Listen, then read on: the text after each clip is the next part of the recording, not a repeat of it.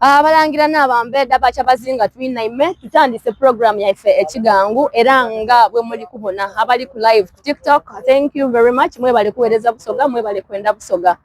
Tutandise twina ime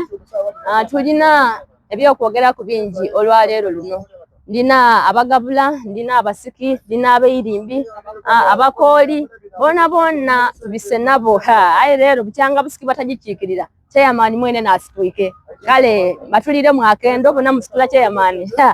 Luno lunene. Mama tulitandika program ekigangu weumbe eisimu lyo lite once kuba jack kuba 5. So nasigalanga msikale ku TikTok nga mfollowinga tujja maiso kali abantu baife abali live nga bongera okutubona mama tanga iro okubona amaina ne irobozi omugabula weyandula eri abantu bakutegeere amaina ne irobozi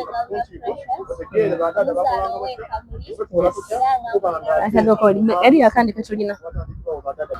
aboluganda baba ba mama bakoja amaina ne irobozi neze gabula Precious omwana omuzaalo owekamuli nga nvirire Rwasakaima nga lero ndibyo kikirira busoga community banaye ensanuike era nsimye n'ogusoose era abasinga nsubira lero n'ogusoose okumbona kuze nansanuike oba mugako sanga iro okubona mama bali kufaayo mwe bali kuvaayo bwe muvaayo mu bungi mutyo n'abali eyo bona bayiramu amaani ku lwabusoga. Mama ali yali kutule ali weubira kwa abantu engalo mweyongere okubategeeza nti wena n'eddoboozi n'eggulu Mariamu. Assalamu alaikum wa rahmatullahi wa barakatuh. Muri mutya baba ni ba mama bani nazi baganda bange basenga mwene ye muri mbalamwisaaku omwana weimwe omukooli n'eggulu Mariamu owe Bugiri district. Banange mbalamwisaaku mwene ye muri tuli wano mu kigangu olwaleero zena ndidye nesitukire nkiise nikwawao mama ochekirire mwe bali kutufollowinga banange mwene ye muri tuli wano Dubai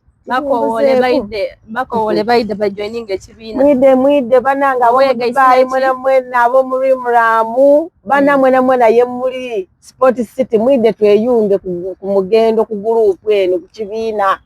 Busoga community okwegaita banange mwondeke bimbuzeeko angaire baba era ngenkola ife bweri abasoga nti tuli basanuse baba weyandulira abantu beyongera okutegeera bokiikirire abebulamoji abebugabula mama neyanziza omukubiriza wa programu eno banange nikunze nga bulido talire John Bosco omwana omulamoji aye nga yasibuka bugabula na misambi ekiroba n'olwaleero twidye tuliga no mu kigangu era nteekateeka eno nkubiriza banange abali mu Dubai abali Abu Dhabi abali Ras Al Khaimah abali Sharjah Ajman mwena mwidde tugemere galala mwetanire ekigangu kino tubaamu n'ebyokwega bingi aye nga akenswiso namusaaku banange ababasoga nsete mu Abu Dhabi nalamusaaku abalamoji naddala mukulu ntuuyo n'abeikaliro tinerabira kubasugirya ku bananga abo mwikaliro abebulamoja benawaikoke okukyale buluye gye mwalinziika abo mbataka inono niyo mutane wanyu omwizukulu wa Mpansyo ayenga mutweyungeku era tubataka ino neyanzirye ino nteekateeka eno mwitanire ekigangu tubaamu nebyokwega bingi iwewaawo atutembeta mu kisinde kino ekyabasoga community new awo yo nti amanga amagulu gali walala sangaire okubona baba omusiki webale kutulera webale kutembeta busoga webale kwenda busoga omulundi ogusooka mu kigangu baba wano wetutyama olwa maga yange yanagenda ulobe tutujoininga nga kwaire tuli basanufu okubanga tuliniwe bana abali kutubona abali ku TikTok abali ku YouTube abali ku Instagram mwena nongera okubategeeza nti chairman basoga community new tulinaye munumba mu program ekigangu lunakolwaliro tuli bamukisa n'abali mwena muli bamukisa okubanga ate chairman atweyunze ko olwaliro baba tsangaire weyandulira abali tubona ebuyeyo kali kuba kuni nikyendogera mwekirize ntuso okwetonda kwange olwokuba nti nga chairperson kiswaza ino okubanga kibanga woku nga nomukusigwanga ate kabiri ogusooka okubanga ntuko olwaliro amaina nairobozi nga bulido X-Man Cypher Masiga Saidi na mutomani wa Busiki ninze omusaada yekizo okuba omusiki mu buli nsonda omusaada yekizo okuba nti obusoga mbugaita mu UAE ni munsi yona kubanga tuli basoga ku lwa busoga era ndikiriza nti ezira kintu kyonna kijja mu maiso nga tutandikire waka twasalawo twekiza twakoba nti obusoga buvuve ebusiki buvuve eyirimbi buvuve ekamuli tubutuse ni ku UAE lwansonga nti abasoga bangi abali muno abasinga nga basirike abasinga bakekweka n'abandi batyokwogera olusoga twakuba tubibe ifeka tuveyo tuveyo bozi lya imwe imwe abali eyo nga muketya esaawa bane ya leero kuba nti muvayo mbe proud okuba nga muri basoga obusoga neka iwe nibona abangu oli muni midred inde dabana ife nibone siba muzungu edabagwira ikiriza dema enkomerero ya namutumba oba ya irimbi oba ya kamuli oba ya wona abangate onazikibwa so tusangere ko banga twabona ko lero ndiwo mubulambalamba so ndakwetonda ogwo kubiri mama webale kubanga entebe ya chairperson ogitambuiza wentabeire wabulanga nsonga ya mirimo obidi bine byo kuidungu ona kuliwe buzabuzamu oyinza okoloti okwira yonga ate akalimo bakawero mu filisuti so olwalero nsobolera okunigiriza n'abawo mu butongole era nga nkakasanti twira kujja tambulire walala program mutidi bwe tambula tidi mutambuza mutya wabula mwida kubanga mutugaidinga mpola mpola so bananga abali ku YouTube abali ku TikTok tubeyanza okubanga mwefiriza akatona ako nakaire kaimo akola mwana kamubewo muwulize ku busoga wabula sharinga video bango ku TikTok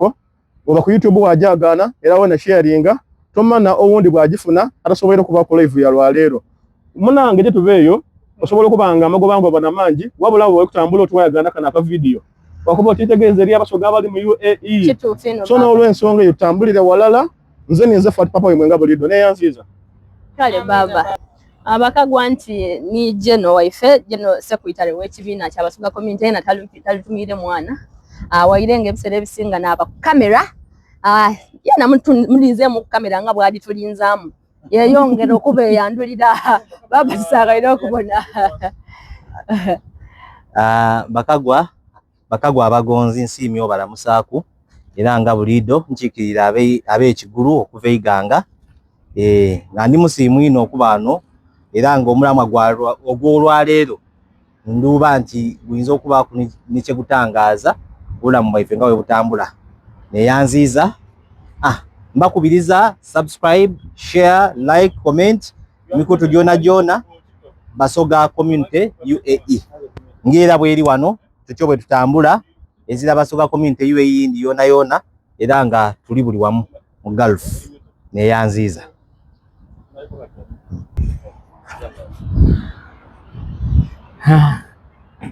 Assalamu alaikum warahmatullahi wabarakatuh. Bakagwa abagonzi amaina neirobozi ninze mutabani wa Ntumba era omusada gwe ayitebwa Ntumba Rashid Namina ensibuko ye muterere kwiyirimbyawo kazimba kunjira mutubona nga bulungi nga ngwa mu bukoli wa ebujiri banange bakagwa ndi wano olwalero nga zena ndidye netabe mu basoga community UAE Kigangu era nga mu Kigangu kya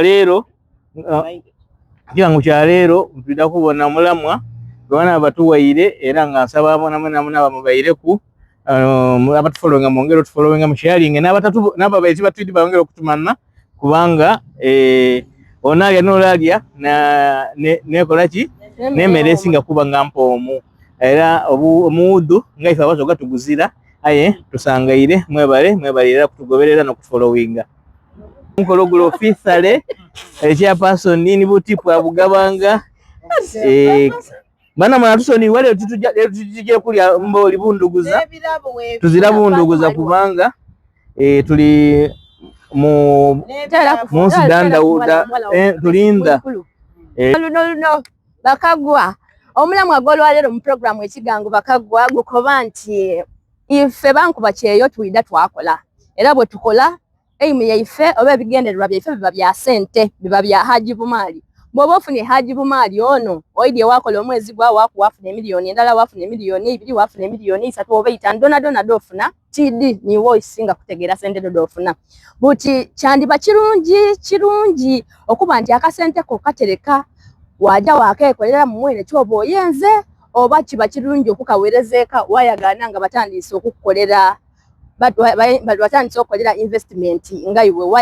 wayagana ng'olina bwoliko iwe oli eyo okoba otya nti tuweeyo akasente osindika akasente e Uganda mama oba baba oba muganda wo atandike nga okukolera ku investment oba okoba oti be nze sente yange njita mu banka najagaanayo natandika okukola mwene byemba ndikwenda awo wendi kwenda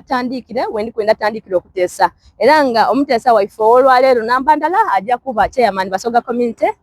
baba tusangaire tandika okuteesa ku mulamu ogwo nga bw'oguwulire. Yanziza chairperson munange oidi wentabani we mukama wange so omulamu oguli mu idiro kuba nti bw'oba ng'obe okukyeo watandika okuba ng'ofuna akasente wandikoze otya wandisindika sente eka bakolera amaka bizinesi wandikuumire mu banka oba wandibeire nga sente do dikuba ku kido eno gyoba ku mulimu buli omu ku mulamwa guno mama ikiriza nkobe nti buli omu ayina bwategeera ekintu kye kubanga bino ebintu biri mu endawulo nnyingi waliwo omuntu ali ku kyeyo ng'ekyamutoola e Uganda kufuna kapito aire yakole yabayo omuntu ng'ekyamutoola e Uganda kutereeza mbeera ya maama oba yabaganda bw'oba baanina be asobola okubanga abatereezaamu oku mu byenfuna oba mu byembeera buli omu alina ensonga eyiye ng'omuntu wabula nze ng'omuntu this is my personal view bulanze kumala mu guli mu idiiro era ebigambo byendi kwogera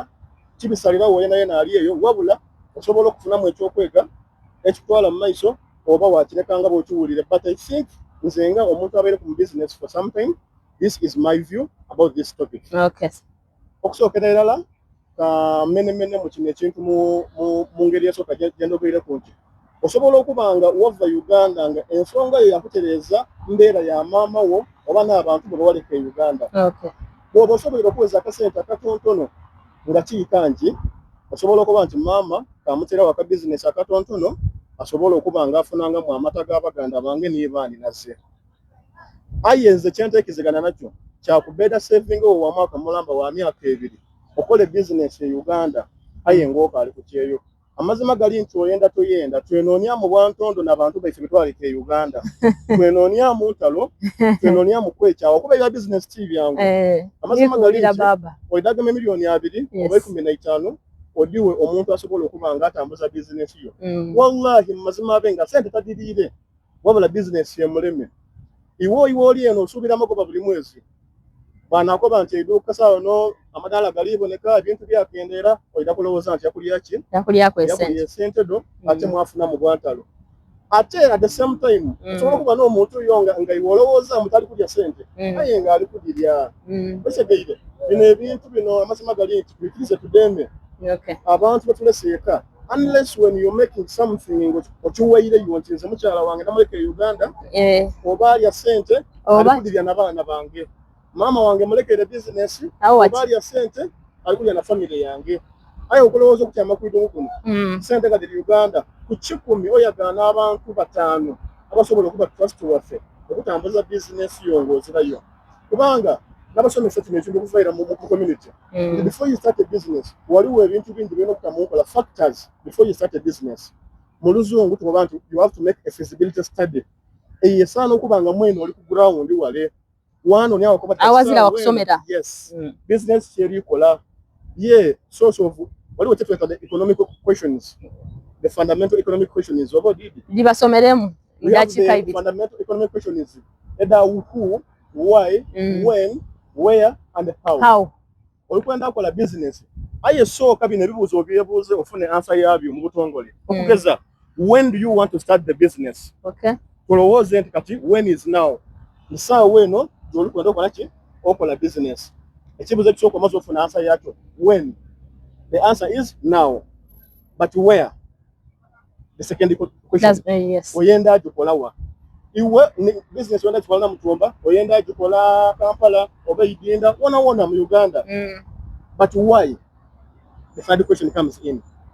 lwaki wandyenza okola business eno kyetusookeire ku oyenda akola business yakukaiga wala oyenda akola business kuba nti yosanusa family yo oba oyenda akola business kuba nga ebeezaawo iwe katono kosobola okuba nga ogifunyemu bw'omala ofuna why kati weebuuze how esegeire kikoze ntya jagikola ntya awo weiwe mwene woyenda okuba nga oli ku ground how question kuba amazima gali nti there is no way you can answer the how question nga tobeere ku ground kituufu oidasindika omuntu omukobo timunanonekereza ku business ya chapati yokola etya olwokubanga ayenda omutemu esente aidava yakumatiza nti business ya chapati yolibona eyo buli wiiki ojasubanga emitwalo 3 ojafunanga emitwalo 2 iwobe nekyo mu mutima ayi ni ku bwongo wabulanga amazimu gali ku ground birala muku kituufu trust me birala muku then wamategeera how amazima gali nti capital tulowooze nti abone kimwe kiri kituufu ngososofuna kati capital mufunye aye eyo business yoli kwenda okola kikaki before you make any business try to study the environment tegeera wendo ogita katugeze ifabata basinga balama na Uganda buli alowooza ku business alowooza Kampala idinda kituufu aye we sente dolina sobole kola business e Kampala oba idinda abantu abandi bali mu kirembunze nena akola business mbe Kampala but can you compete with the people in Kampala kyona kibuuzo oyenda akola business ya bizigo ena mutumba aye na mutumba ebizigo osobola okuba ng'omala ku nabyo okusinziira ku ba competitors abalimu eri abantu abali kujja okwesiga ebizigo ebyo so ku nsonga eyo my view is kola business okusinziira ku nsonga lwaki okola okola business if you want to do business ku bantu abali e Uganda obasanuse tamu sente ntontono otemala ku sente kuba ikiriza demand ku 10 nekawo probability ya 50% that money might sobola okufa aye bwe badifuyire oyinyi backup togema kona kolina oli Dubai okasindika Uganda masima gali nti onabanga sente oteire mu kibo kirala abazungu balogera bakoba never put all your eggs in one basket neyanziza na oyo mumuwulire ayo ni chairman Basoga Community New AE iwaka ali kusubscribing oli kuki subscribing liking sharing Basoga Community New AE ni kuife bene abali kwogera ku mulamu ogolwa lero butya boyinza okukuuma akasente ko sobola akaweerezaayo bakolere business ngo kali tuka Uganda oba oyenda wekolere iwe mwene abakagwa otandise bakagwa nti obwo anti abagabula n'abayuge olunaku lwaleero ku mulamu ogwaleero kabona babe ku kyo batukoba mama obaire iwe okoba otya ku mulamu ogwaleero nti akasente ke tukola wano kofuna emiliyoni endala emiliyoni 2 10,500 tudiweeyo tudiweerezeeka oyagane nga bakutegekeire oba akasente koyenda okegemere mwene obenga osobola okujja okubanga okatetenkanya iwe mwene nga bwokakoze kyekyoja nakyo kitegeeza ababoni baife neyanziza ino omukisa guno amaina n'eddoboozi nze Gabula Precious omuzaala ow'eka kuli muwala wa Gabula Secondary nga nzaala kuva famire y'abankumi ayise basuuka nga nemereire wano ntenda okuba open oba ku AD eriwo oba okutangaza omulamu oguliwo programu eriwo saawa dino nga nze nikwogera ku lwange tikula ku bantu fena tukoze ku sente so you can see where the benefits are gonna come ate n'obutatawo ntalo mu bantu nga nze Precious kuba buli omu idanga ayina view ye ng'omuntu ndidye ku kyeyo aye nga nze omuntu ndidye ntwenda tandikawo business nga nze omuntu ndidye kwamba family yange first of all I'm sorry, but I'm gonna mix the language. Okay. To in what I'm gonna do, or to bring out the meaning. Me as Precious, nganzo omuntu embanga ali kuzimba. It's better for me to be this side of abroad. Nganizimba e Uganda kuba kimpa programs ekyokola n'engeri ey'okweyongerayo n'ofuna amaanyi. So biraba kubekyeye mu kitegeera. Wabakukubira nti munange tuvire wansi tutuse ku bimbu. Mulofuna amaanyi ni capacity courage ekola kimuwangu okuba olina lanti obwezi guno mba nkwongerako wendira ku side ya business for me as Precious it is better for me to start my business when I'm right home Uganda that is the fact obutatawo ntalo abana kutabuka n'abazaire abana kuba banaye fena our motherland what is why the ground kuba ojabe no obale business yo olibala amagoba abana fena yes maida mu Uganda buli omu otegeera kuba business odagigulawo atemu akafeire kalamba ni capital yakyo ayenga niwe oli ku ground ojja kutekeera sorry itunda ni woli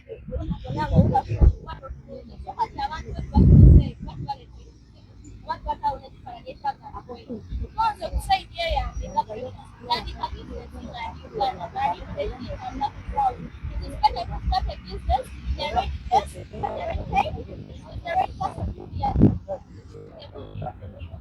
what I have to say about business.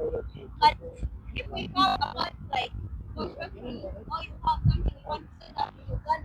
is better to be inside while you are playing in Uganda. Kuba kiyongeramu amaanyi oba nibw'oba omukozi kikwanguira